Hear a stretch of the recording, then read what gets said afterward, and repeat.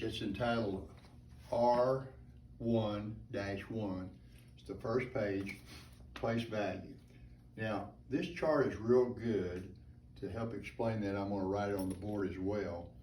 And it leaves off the decimals, but after I go over this, I'll explain the decimals as well. And it's got some examples that you'll do, which is something called expanded form. I'll mention that in a minute. Standard form, which is just numbers themselves. And then word form, everything's in words. Like for example, if you have a 6 in the billion place, it'd be 6 billion, you would write S-I-X billion, B-I-L-L-I-O-N. Okay, so in this top chart, you have whole numbers. And there's the decimal. So in this first position, there is a number. Let's say it's just a 1, just for example. Okay, that means the number 1. It's a whole number. Now, above it in the chart, you see that is the ones position. Okay? Now, the next position is the tens. So if you had a number 2 in that position, that means 2 times 10, which is 20, plus the 1, and that number then would be 21. Okay? The next position is the hundreds. And so if you had a number 3 in that position, that means there were 3 100s. And so that means then this now becomes 320 plus 1, or 321. So this place is the ones, this place is the twos, the tens, excuse me, and this place or position is the hundreds. Now, what's interesting is everything ones, tens, and hundreds remains through the billions, for example. We're only going to go through the millions probably, but I will mention the billions. So you're going to put a comma here if you were writing that number in the standard form. Now, in this next category then, I'm going to move that comma over here just a little bit so I can write above it. This next position is the ones, but now we're in the thousands section. Just like this was a section, these are the thousand sections. So you have the ones, you have the tens, 10,000s, and you have the 100,000s. 1,000s, 10,000s, 100,000 in these 3 positions. Okay, so if you had a 4 right here, that would be 4,000. It's in the ones position, 4,000. So now you would read 4,321 if you were reading it like that. This next position, the tens, let's say it's a 5 there. Then 5 times 10 is 50. So that means there are 50,000 here, plus 4,000, that's 54,321. This next position is the hundreds thousands.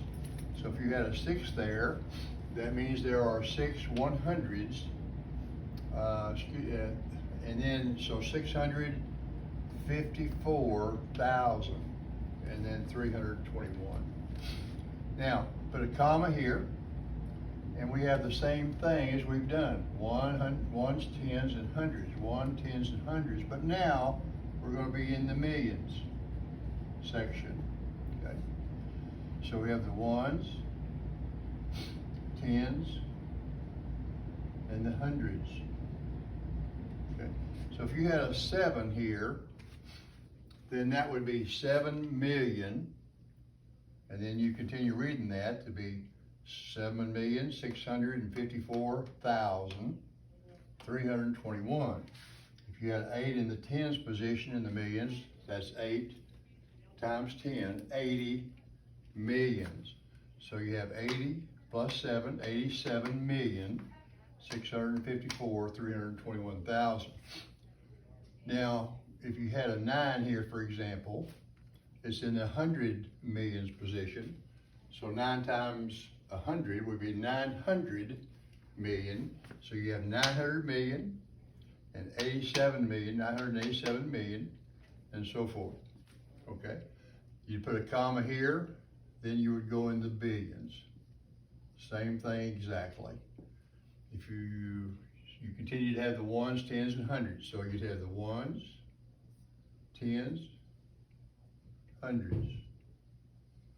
So it just continues the same way. If you had another 9 there, that would be 9,987,654,000 and 321. If you had another, let's say you had an 8 here, 8 times 10 would be 80 billion. So now you have 89 billion and so forth. Here you had a 7, for example, 700 billion. So it'd be 700 plus 89, 789 billion, 987, 654,321. Now sometimes on this first sheet, one of your problems you'll work is it will say, what is the value of that? Well, so you just look, you know, in this written thing, here's the value of this 7. Okay, so you look up, and that would be 7 million. If they ask the value of this 8, then it's 80 times 10, 80, the value would be 80 billion. Excuse me, 80 million, okay? Now you have a practice page to do after you work this page. So on the back, it's just more of the same practice. If you have any concerns or questions, confusion, I want you to understand it. So please text me, call me, email me. Use Google Classroom to send me a message. That's really one of the best ways. So we want you to understand it. So just it's kind of rough here at first for all of us, but it's okay. We're going to get through it. Take your time, be patient. We love you, and just let us know any concern you have, and we'll try to solve it. All right, God bless you. Thanks. Bye.